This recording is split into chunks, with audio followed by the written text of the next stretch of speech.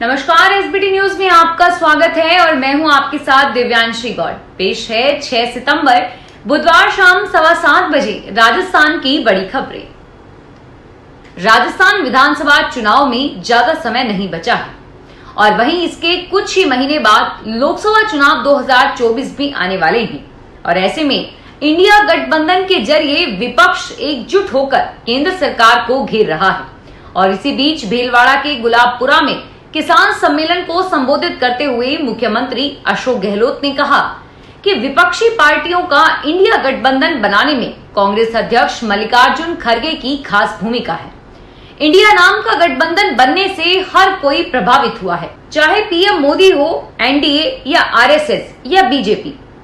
गुलाबपुरा में किसान सम्मेलन में अपने संबोधन में राजस्थान के मुख्यमंत्री अशोक गहलोत ने कहा कि हमने समान विचार वाले लोगों को एक साथ लाकर एक संगठन बनाया जिसका नाम इंडिया रखा गया। राजस्थान के मुख्यमंत्री अशोक गहलोत ने भीलवाड़ा के किसान सम्मेलन में भाजपा की परिवर्तन यात्राओं पर निशाना साधा। उन्होंने कहा कि ये फेल हो रही हैं। सम्मेलन में कांग्रेस राष्ट्रीय अध्यक्ष मल्लिकार्जुन खड़गे भी पहुंचे हैं। कांग्रेस अध्यक्ष बनने के बाद पहली बार खड़गे राजस्थान में जनसभा को संबोधित कर रहे हैं।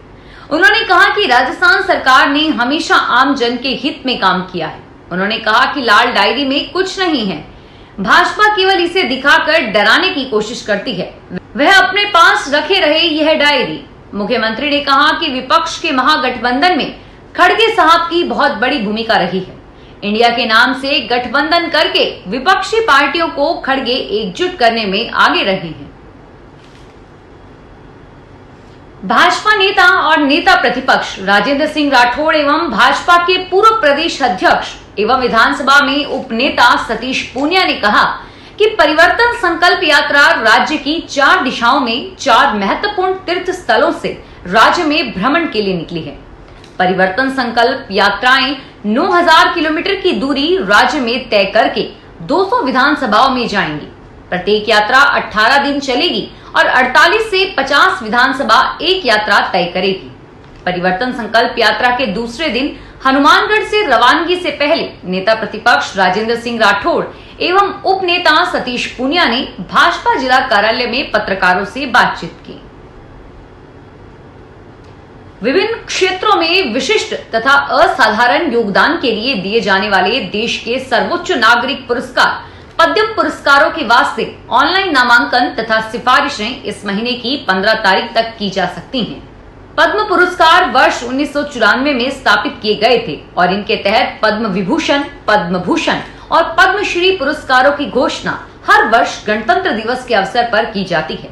ये पुरस्कार कला, साहित्य एवं शिक्षा, खेल, चिकित्सा, सामाजिक कार्य, विज्ञान तथा इंजीनियरिंग, सार्वजनिक मामले, नागरिक सेवा, व्यापार और उद्योग आदि जैसे सभी क्षेत्रों में विशिष्ट और असाधारण उपलब्धियों एवं सेवा के लिए दिए जाते हैं। भारत के सभी नागरिक जाति, व्यवसाय, पद या लिंग के भेदभाव के बिना इन पुरस्कारों के लिए पात्र हैं। चिकित्सकों और वैज्ञानिकों को छोड़कर सार्वजनिक क्षेत्र के उपक्रमों में कार्यरत सरकारी कर्मचारी भी पद्म पुरस्कार के लिए पात्र नहीं है।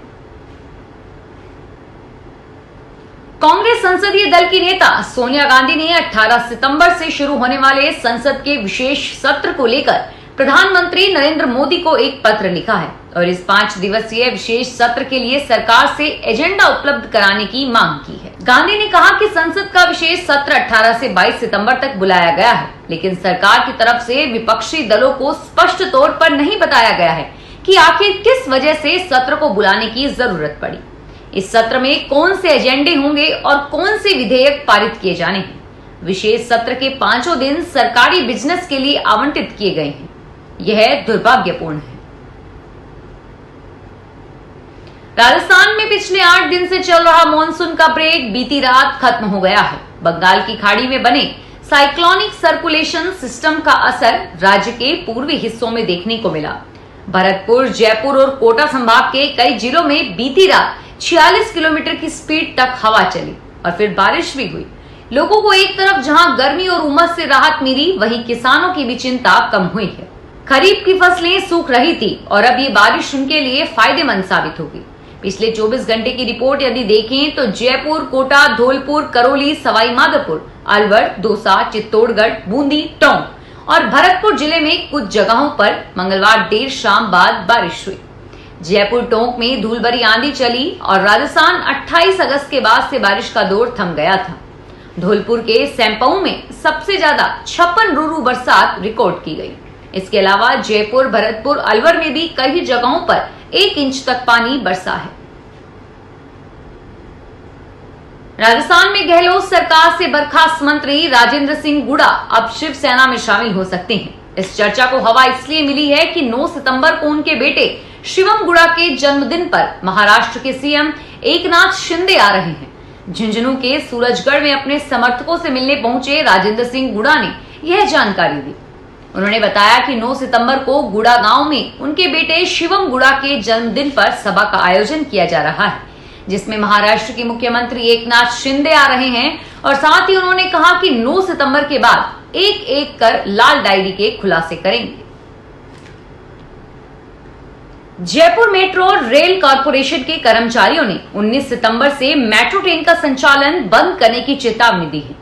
प्रमोशन पॉलिसी नहीं बनने से नाराज इन कर्मचारियों ने आज धरना देकर काली पट्टी बांधकर अपने इस आंदोलन की शुरुआत की है। ये आंदोलन चरणबद्ध चलेगा और इसके बाद भी अगर प्रशासन सुनवाई नहीं करता तो 19 से संपूर्ण कार्य बहिष्कार करके मेट्रो का संचालन बंद किया जाएगा। जयपुर मेट्रो संयुक्त कर्मचारी संघ के अध्यक्ष रामकरण पमार के नेतृत्व में आज कर्मचारियों ने मेट्रो भवन के बाहर प्रदर्शन किया। सोशल मीडिया के दौर में ड्रोन के माध्यम से बर्ड आई व्यू के वीडियो बनाना युवाओं की पहली पसंद बनता जा रहा है, लेकिन राजधानी जयपुर में बिना परमिशन के ड्रोन उड़ाना आपको मुश्किल में डाल सकता है। हाल ही में जयपुर पुलिस कमिश्नरेट द्वारा इस संबंध में एक गाइडलाइन जारी की गई है।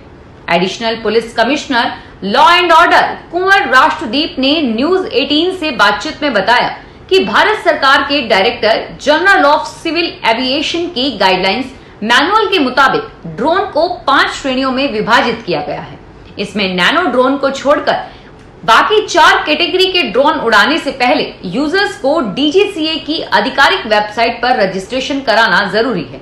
इसके अलावा डीजीसीए से यूनिक आइडेंटिफिकेशन नंबर प्राप्त करना भी जरूरी होता है। सवाई माधोपुर को संभाग बनाने की मांग को लेकर बुधवार को सर्व समाज के 2 दर्जन से भी अधिक लोग सर्व समाज जन कल्याण सेवा समिति के बैनर तले कलेक्ट्रेट के समक्ष अनिश्चितकालीन धरने पर बैठ गए। धरने पर बैठे सर्व समाज के लोगों का कहना है कि जब तक सरकार द्वारा सवाई माधोपुर को संभाग घोषित नहीं किया जाता तब तक उनका अनिश्चितकालीन धरना यूं ही जारी रहेगा। उनका कहना है कि सरकार द्वारा समय समय पर अलग जिले बनाकर बार बार सवाई माधोपुर के टुकड़े किए गए हैं। पहले दौसा, फिर करौली और अब गंगापुर सिटी को जिला बनाकर सवाई माधोपुर जिले को बार बार तोड़ा गया है। राजधानी में एम्बुलेंस कर्मियों का धरना प्रदर्शन पिछले 5 दिन से लगातार जारी है। 108, 104 के एम्बुलेंस कर्मी जयपुर में बड़ी संख्या में जुटकर सरकार से एक ही मांग कर रहे हैं। उनकी मांग है कि संविधान नियम में एम्बुलेंस कर्मियों को शामिल किया जाए और ठेका प्रथा बंद की जाए। इसी मांग को लेकर सरकार के कई नुमाइंदों के द्वारा इन्हें वार्ता के लिए भी बुलाया गया, लेकिन सहमति न बनने के कारण यह धरना अभी भी जारी है। हमारे संवाददाता प्रशांत यादव ने एम्बुलेंस कर्मियों के धरना स्थल से जायजा लिया और एम्बुलेंस कर्मियों से बात भी की। राजस्थान कर्मचारी चयन बोर्ड ने शिक्षक भर्ती परीक्षा लेवल 1 की 2 और प्रोविजनल लिस्ट जारी कर दी है, जिसके तहत डीएलएड ग्लोबल यूनिवर्सिटी के अभ्यर्थियों के साथ ही बीएड बाल विकास से होने वाले अभ्यर्थियों को फिलहाल प्रोविजन में रखा गया है, जिन्हें शिक्षा विभाग के स्तर पर फैसला होने के बाद ही सिलेक्शन तक पहुंचाने की प्रक्रिया में शामिल किया जाएगा। कांग्रेस पर्यवेक्षक आराधना मिश्रा के बयान के विरोध में जयपुर में बीजेपी युवा मोर्चा ने विरोध प्रदर्शन किया। युवा मोर्चा के कार्यकर्ताओं ने बीजेपी प्रदेश मुख्यालय से पीसीसी की ओर कूच किया था, लेकिन पुलिस ने बैरिकेडिंग करके कार्यकर्ताओं को चोमू हाउस सर्किल पर ही रोक दिया। इस दौरान मोर्चा कार्यकर्ता पुलिस से उलझते हुए भी नजर आए।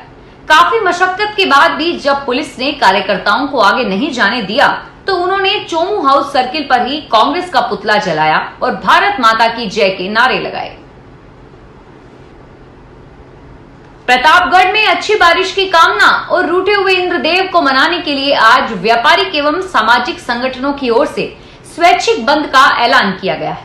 शहर के बाजारों में पूरी तरह से सन्नाटा पसरा हुआ है। उज्जैनी मनाने के लिए लोग शहर से बाहर निकल रहे हैं और बंद से आवश्यक सेवाओं को मुक्त रखा गया है।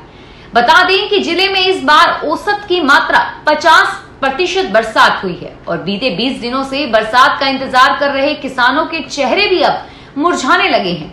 खेतों में खड़ी फसलें सूखने लगी है। जयपुर एसीबी ने सार्वजनिक निर्माण विभाग के 3 अफसरों को 10 लाख रुपए की रिश्वत लेने और देने के मामले में रंगे हाथों गिरफ्तार किया है। एसीबी की टीम ने पीडब्ल्यूडी के चीफ इंजीनियर एक्सियन और एईएन को 10 लाख रुपए की रिश्वत का लेन देन करते हुए रंगे हाथों गिरफ्तार किया। पीडब्ल्यूडी के एक्सियन के खिलाफ जारी विभागीय नोटिस पर कार्रवाई नहीं करने की एवज में चीफ इंजीनियर ने रिश्वत मांगी थी, जो एईएन के जरिए ली जा रही थी। एसीबी की टीमें अधिकारियों के आवास और अन्य ठिकानों पर सर्च कर रही है। फिलहाल इस बुलेटिन में इतना ही और फिर हाजिर होंगे तमाम बड़ी खबरों के साथ।